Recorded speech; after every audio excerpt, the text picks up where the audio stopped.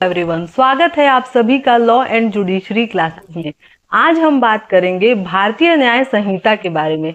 पिछले लेक्चर में हम लोगों ने देखा था कि सेक्शन 2 के क्लॉज नंबर 10 तक के बारे में। आज हम बात करेंगे क्लॉज नंबर 11 से, ठीक है, और जानेंगे कि कौन कौन सी परिभाषाएं दी गई हैं। तो चलिए शुरू करते हैं।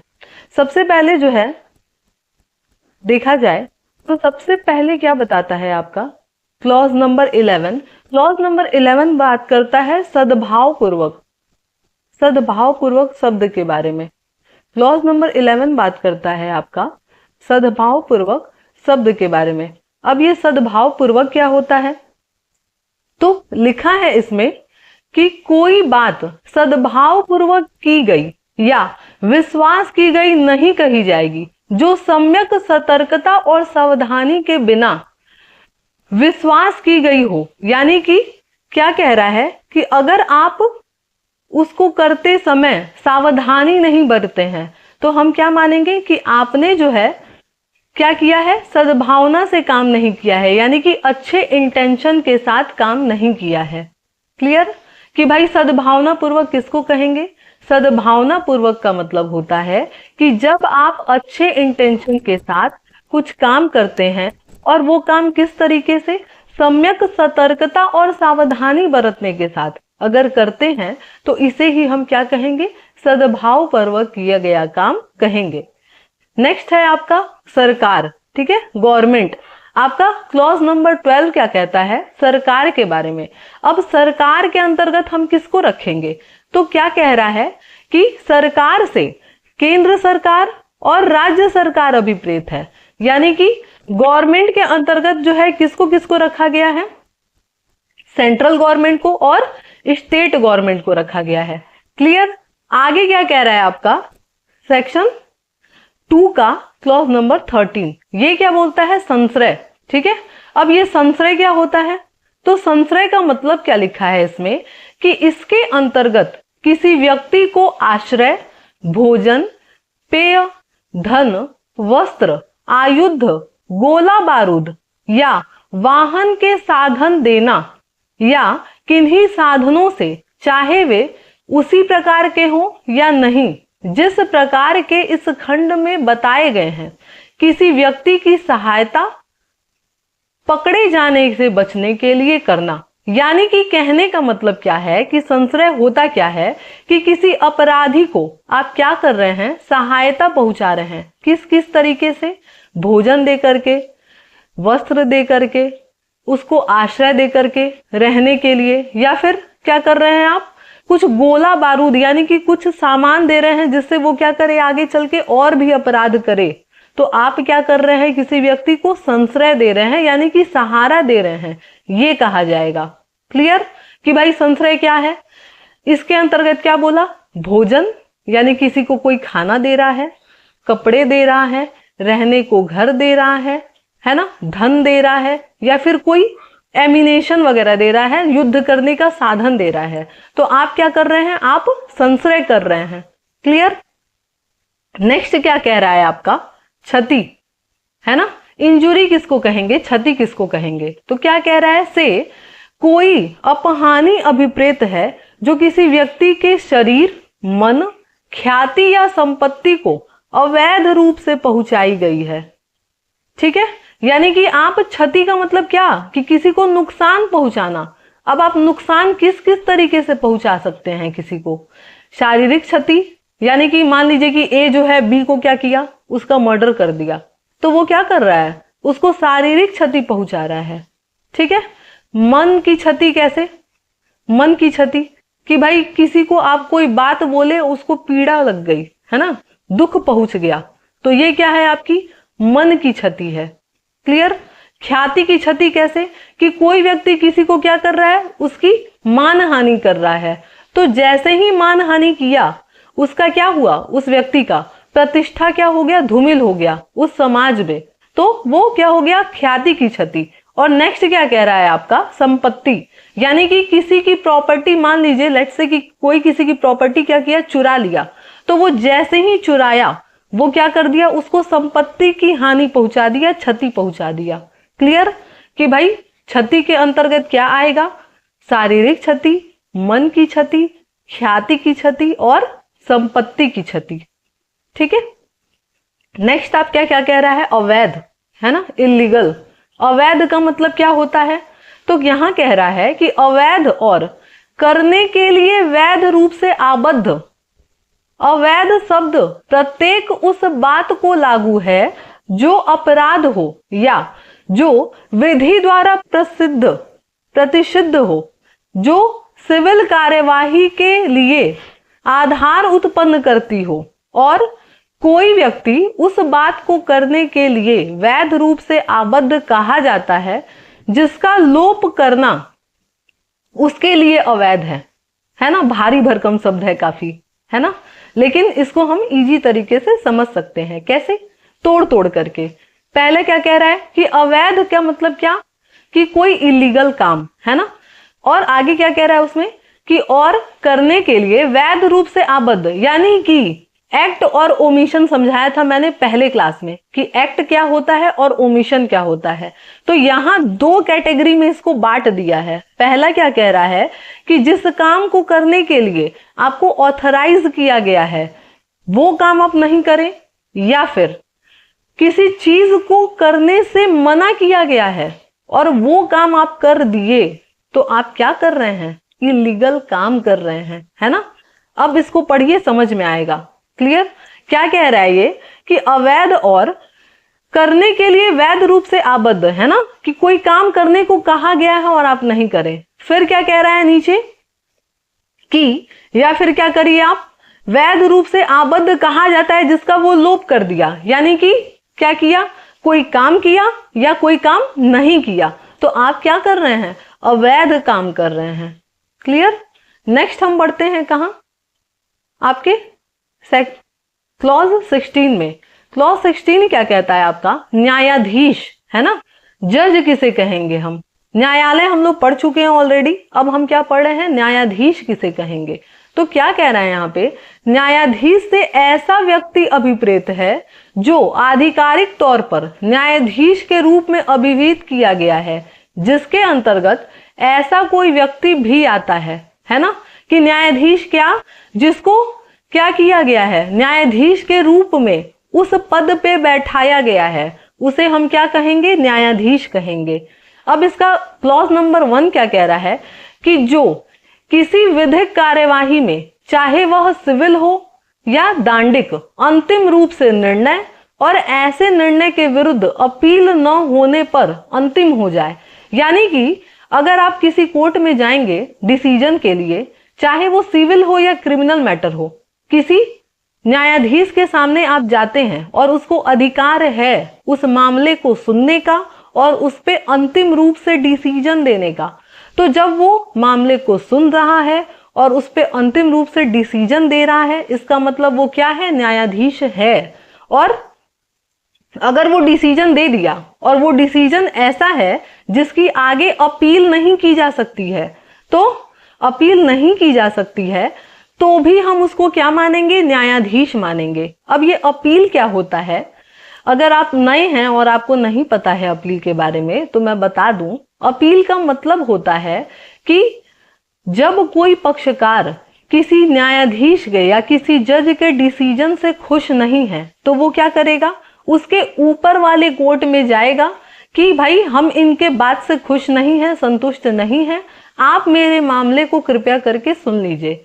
जैसे कि एग्जाम्पल के तौर पे अगर मैं समझाऊं कि घर में कोई मैटर चलता है, जैसे मान लीजिए कि आपको कोई चीज करनी है ना, और आपको कोई चीज करनी है, तो आप सबसे पहले कहाँ गए? किससे पूछने? मम्मी से पूछने। और जब मम्मी ने मना कर दिया वो काम करने से, तब आप क्या करेंगे? अपने उनके ऊपर वाले से पूछने जाएंगे, पापा से पूछने कि भाई देखिए मम्मी ने मना कर दिया है, आप कह दीजिए। आप कह देंगे तो वो ऑटोमेटिक मान जाएंगी। वैसे ही अपील क्या होता है कि भाई निचले कोर्ट में आप गए, आप उनके डिसीजन से खुश नहीं है, अब आप क्या करेंगे? उनके ऊपर वाले कोर्ट में जाएंगे कि भाई आप मेरा मैटर सुन लीजिए, हम इनके डिसीजन से खुश नहीं हैं और आप उस पर अपना निर्णय दीजिए, है ना। यही है क्या? अपील। तो क्या कह रहा है कि न्यायाधीश हम किसे कहेंगे? जो अंतिम रूप से क्या कर दे? डिसीजन दे सकता है किसी मामले में, चाहे वो सिविल मैटर हो या क्रिमिनल मैटर हो, उससे कोई फर्क नहीं पड़ता, है ना, वो न्यायाधीश है। या फिर क्या कह रहा है कि ऐसे न्यायाधीश का निर्णय की अपील नहीं होती हो, उसे भी हम क्या कहेंगे, न्यायाधीश ही कहेंगे। ठीक, अब क्या कह रहा है सेकंड क्लॉज इसका, कि जो उस व्यक्ति निकाय में से एक हो, जो व्यक्ति निकाय ऐसा निर्णय देने के लिए विधि द्वारा सशक्त हो, यानी कि कोई एक जज भी हो सकता है या पूरा जजों का पैनल भी हो सकता है, जिनको क्या किया गया है, विधि द्वारा आबद्ध किया गया है वो काम करने के लिए, या सशक्त किया गया है, यानी कि ऑथराइज किया गया है विधि द्वारा वो काम करने के लिए, तो वो क्या है, न्यायाधीश है। ठीक, नेक्स्ट हम लोग बढ़ते हैं। अब आगे क्या कह रहा है आपका, दृष्टांत कह रहा है ना। अब दृष्टांत क्या है, दृष्टांत का मतलब होता है एग्जाम्पल, यानी कि ऊपर कही गई बात को क्या कर रहा है, एक्सप्लेन कर रहा है उदाहरण के माध्यम से। क्या लिखा है यहाँ पे कि किसी आरोप के संबंध में अधिकारिता का प्रयोग करने वाले कोई मैजिस्ट्रेट जिसके लिए उसे जुर्माना या कारावास का दंड देने की शक्ति प्राप्त है, चाहे उसकी अपील होती हो या न होती हो, वो क्या है, न्यायाधीश है ना। यही जो है क्लॉज नंबर 1 में मैंने समझाया, क्या कि ऐसा कोई जज जिसको क्या किया गया है, विधि द्वारा ऑथराइज किया गया है, उसको उसके पद पे बैठाया गया है और वो क्या कर रहा है, किसी मामले में डिसीजन दे रहा है, चाहे वो डिसीजन जो है दंड के रूप में उसमें क्या दे दिया है, वो जुर्माना दिया है या कारावास की सजा दिया है। कारावास का मतलब क्या, जुर्माने का मतलब क्या, फाइन, और कारावास का मतलब क्या कि जेल, है ना। तो दोनों में से कोई भी सजा वो दिया हो, या फिर क्या कर रहा है वो, और उसकी अपील होती हो या नहीं होती हो, उससे कोई फर्क नहीं पड़ता है कि आप अपील कर रहे हैं या उसके संबंध में अपील का कोई प्रोविजन ही नहीं है, तो भी हम उसको क्या मानेंगे, न्यायाधीश मानेंगे। क्लियर। नेक्स्ट क्या कह रहा है आपका, जीवन, है ना, कि जीवन किसे कहेंगे, लाइफ किसे कहेंगे। तो क्या कह रहा है, जीवन से जब तक कि संदर्भ से प्रतिकूल ना हो, मानव का जीवन अभिप्रेत है ना।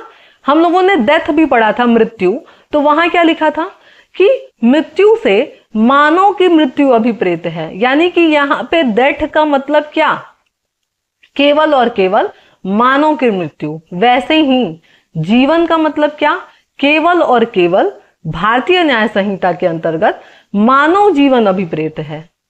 क्लियर।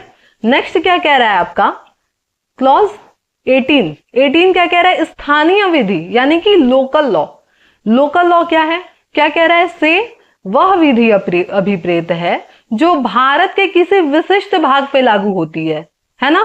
फर्स्ट क्लास में मैंने बताया था कि स्पेशल लॉ क्या होता है और लोकल लॉ क्या होता है। तो क्या कह रहा है ये, लोकल लॉ यानी कि स्थानीय विधि। स्थानीय विधि क्या, कि जब कोई कानून किसी क्षेत्र विशेष के लोगों पर या किसी क्षेत्र विशेष पर लागू होती है, तो वो क्या है आपका, स्थानीय विधि। एग्जाम्पल के तौर पे मैंने बताया था कि उत्तर प्रदेश पंचायती राज अधिनियम या फिर उत्तर प्रदेश राजस्व संहिता, ये क्या है, केवल और केवल उत्तर प्रदेश के क्षेत्रों पे लागू होता है।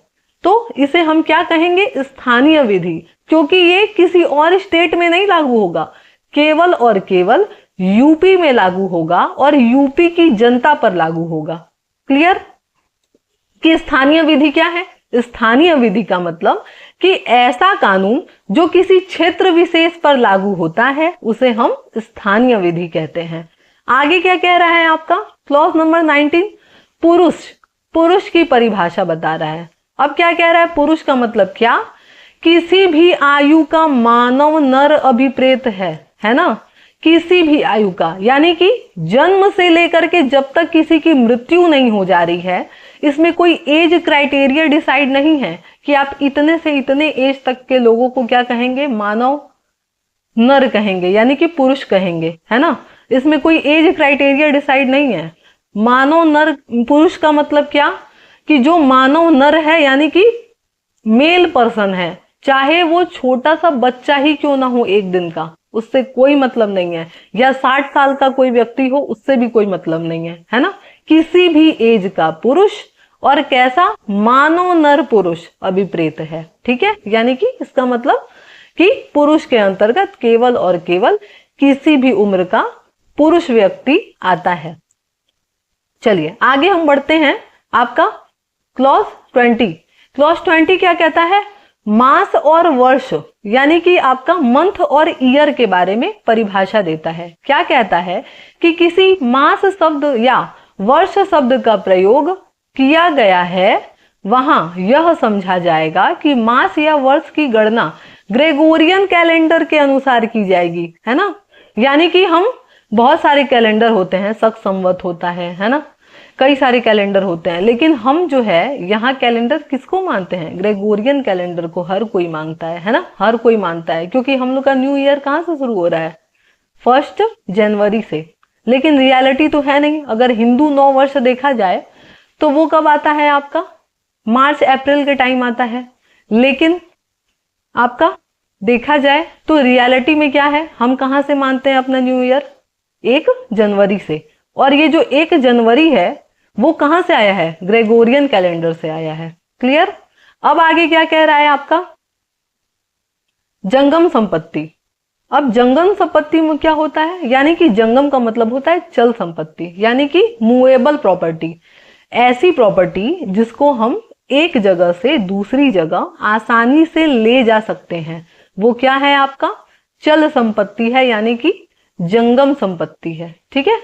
अब क्या कह रहा है कि जंगम संपत्ति से मतलब क्या, जो भूमि और ऐसी चीजें जो भूबद्ध हैं या किसी चीज से स्थायी रूप से जकड़ी के सिवाय, है ना, यानी निगेटिव क्या कह रहा है, परिभाषा दे रहा है। कहने का मतलब ये कह रहा है ये कि ऐसी चीज जो भूमि है या भूमि से जुड़ी हुई है या स्थायी रूप से जकड़ी हुई है, उसके अलावा जितने तरीके की संपत्ति होती है उसको हम क्या कहेंगे, जंगम संपत्ति, यानी कि चल संपत्ति कहेंगे। क्लियर। आगे क्या कह रहा है आपका 22। ठीक है, वचन। अब ये वचन क्या होता है, क्या कह रहा है, जब तक कि संदर्भ से प्रतिकूल न हो, एक वचन के द्योतक शब्दों में बहुवचन सम्मिलित होता है और बहुवचन के द्योतक में एक वचन सम्मिलित होता है। इसका मतलब क्या, कि पहले मैंने बताया था कि जैसे कि लिखा था ना कि कार्य में कई सारे कार्य आएंगे, कार्यों की आवली आएगी, या फिर कोई एक एक्ट भी आ सकता है। वैसे ही जब किसी अपराध में शब्द यूज किया गया है वह, तो उस वह का मतलब बहुत सारे लोग भी हो सकते हैं और कोई एक पर्सन भी हो सकता है। अब वहां ये नहीं लिखेगा कि वे सारे, इस टाइप के शब्द नहीं यूज करेगा, केवल और केवल परिभाषा में वह शब्द यूज किया गया है। अब उस वह शब्द में जितने लोग भी ऑफेंसेस करेंगे, अपराध करेंगे, उन सबको उसी कैटेगरी में डाल दिया जाएगा, चाहे वो एक व्यक्ति करे या बहुत सारे व्यक्ति करें।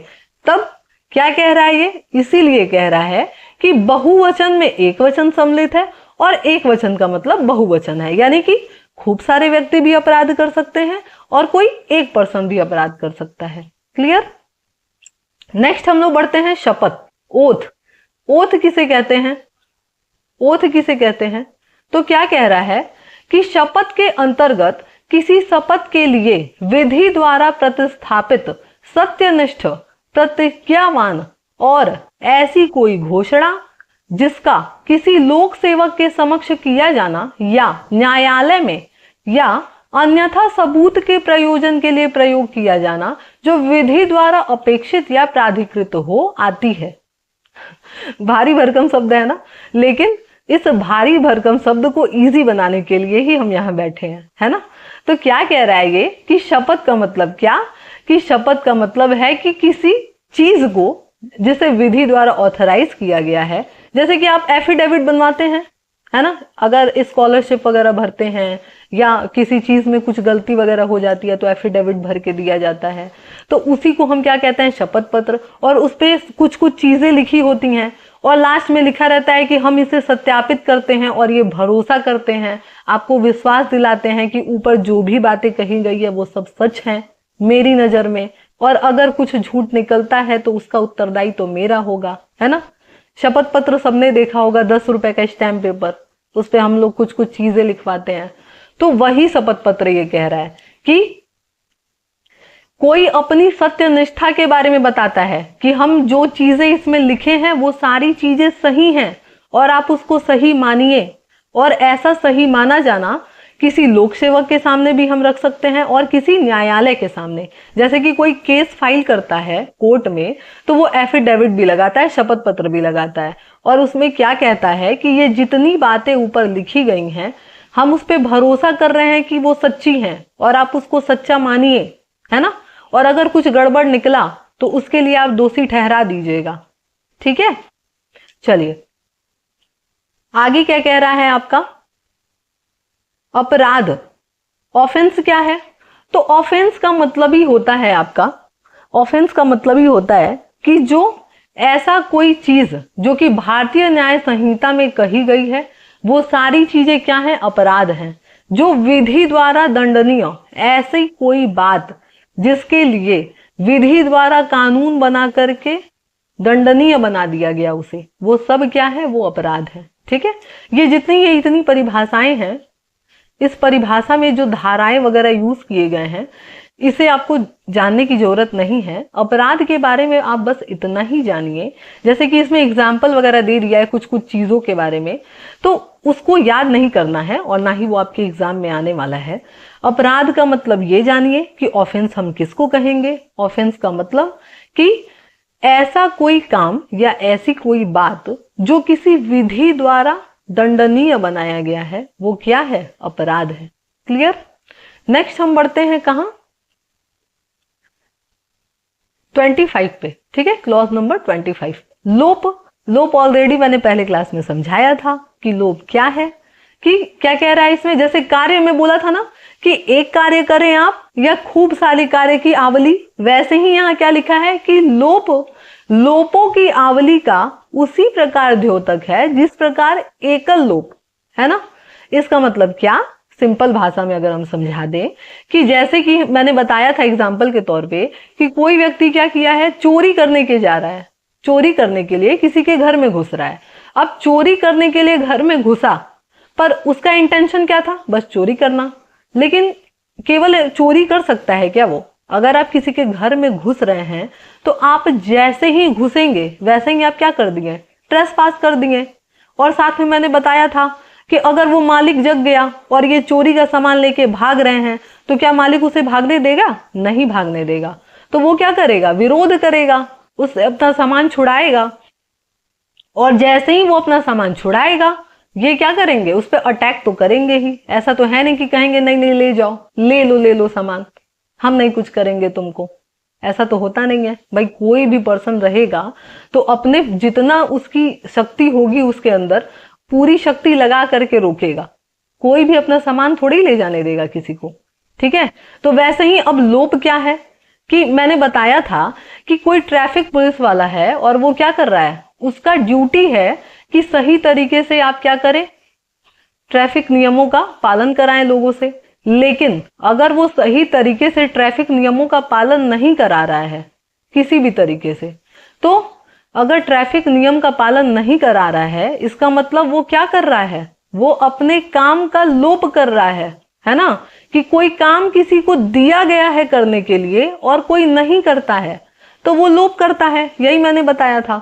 अब मान लीजिए कि वो किसी एक को रोका, नहीं रोका, पता चल रहा है कि सबको ही नहीं रोक रहा है, तो वो कोई एक लोप तो किया नहीं, कई सारे लोप कर रहा है, या किसी एक लोप को ही करे।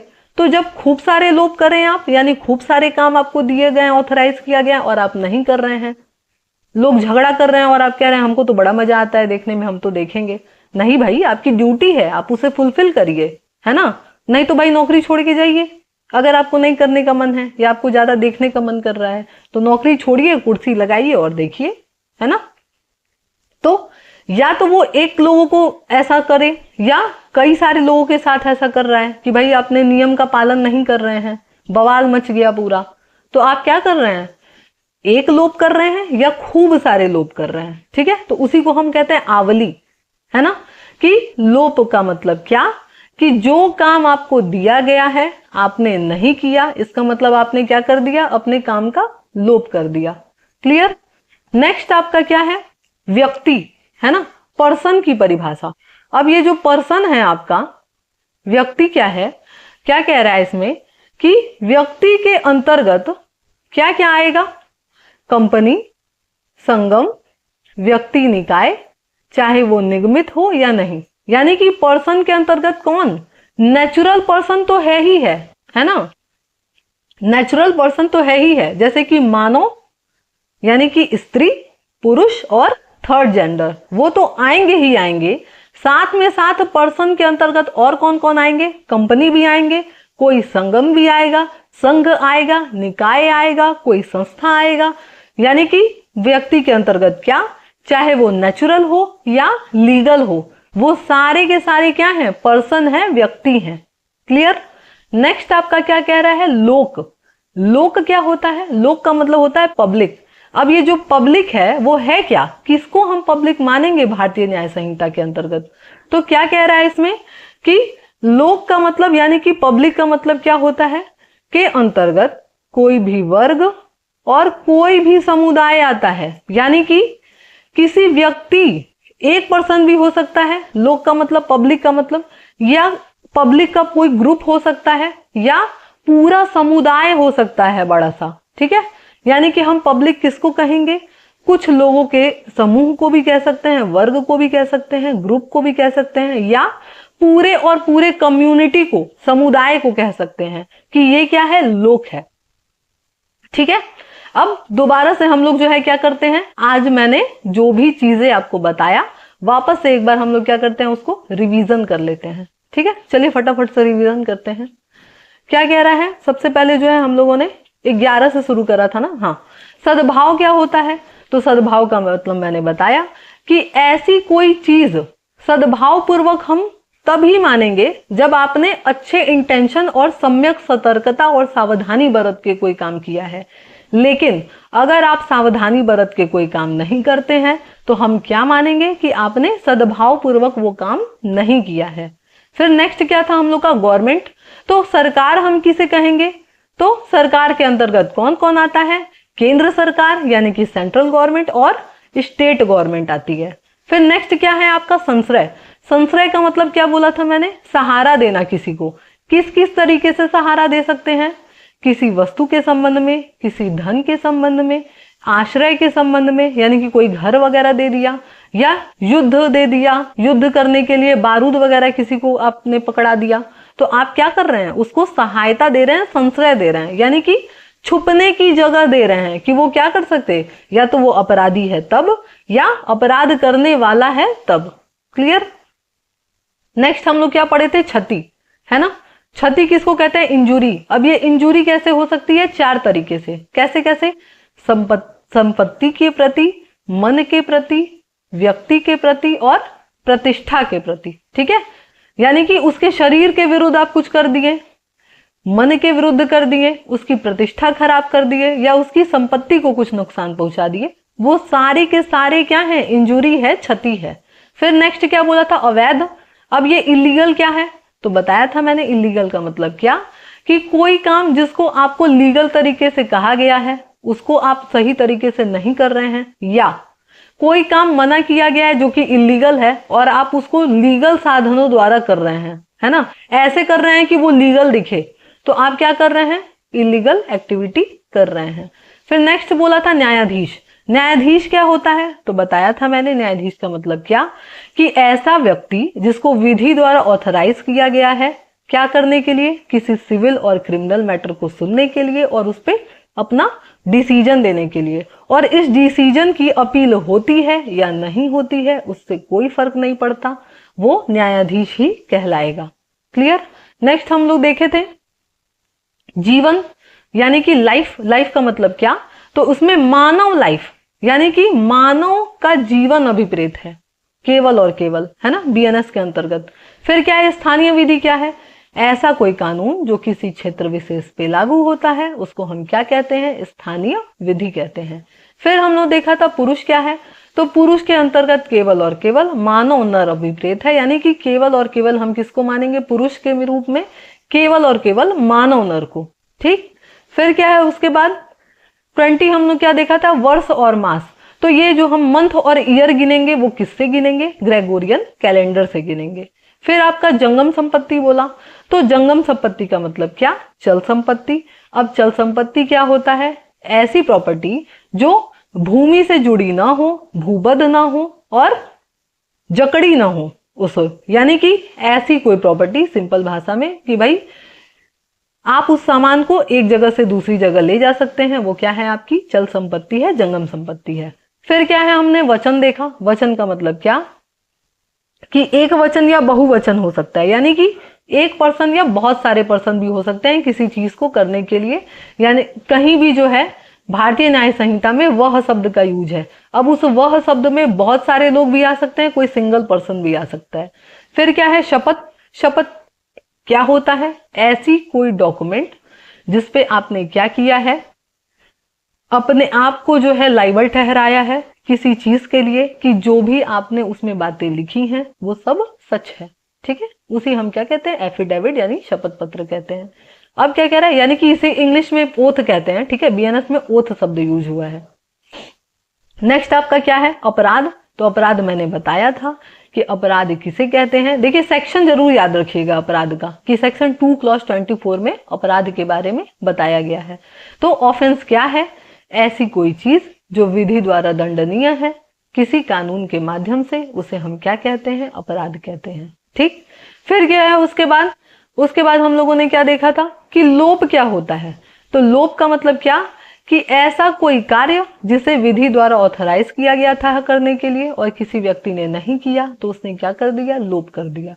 फिर नेक्स्ट हम लोग देखा था व्यक्ति। व्यक्ति के अंतर्गत कौन कौन आते हैं, तो नेचुरल पर्सन भी आते हैं और लीगल पर्सन भी आते हैं। नेचुरल पर्सन में कौन कौन, स्त्री, पुरुष और थर्ड जेंडर। और लीगल पर्सन में कौन, कोई कंपनी, निकाय, संघ, समुदाय और बहुत सारे। ठीक है, फिर नेक्स्ट क्या कह रहा है आपका, लोक क्या है, पब्लिक। तो पब्लिक का मतलब पब्लिक का एक ग्रुप भी हो सकता है और पूरी कम्युनिटी भी, समुदाय भी हो सकता है। नेक्स्ट हम लोगों ने देखा था क्या, हाँ हम लोग यही देखा था लोक तक। ठीक है, पब्लिक तक। आगे नेक्स्ट क्लास में हम लोग देखेंगे 28 से कि लोक सेवक कौन होता है, पब्लिक सर्वेंट कौन होता है। ठीक है, तो उम्मीद करती हूं मैं कि आपको ये क्लास पसंद आया होगा। अगर क्लास पसंद आया है तो वीडियो को लाइक जरूर करिएगा और चैनल को सब्सक्राइब कर दीजिएगा। जिसको इस वीडियो की जरूरत है, इस क्लास की जरूरत है, उसे जरूर शेयर करिएगा। ठीक है, तो मिलते हैं नेक्स्ट क्लास में।